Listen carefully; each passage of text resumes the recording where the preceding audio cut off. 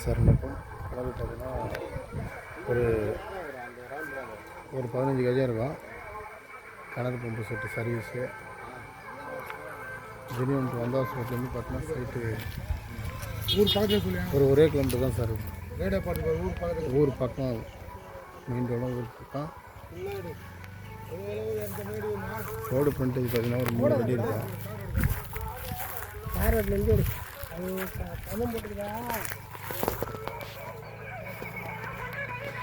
கரெக்டாக திண்டிவனங்கிறது 4 kilometre sir.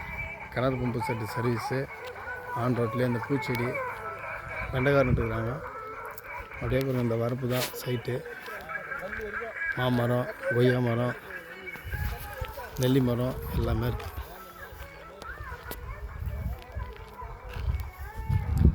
கரெக்டாக 1 kilometre road.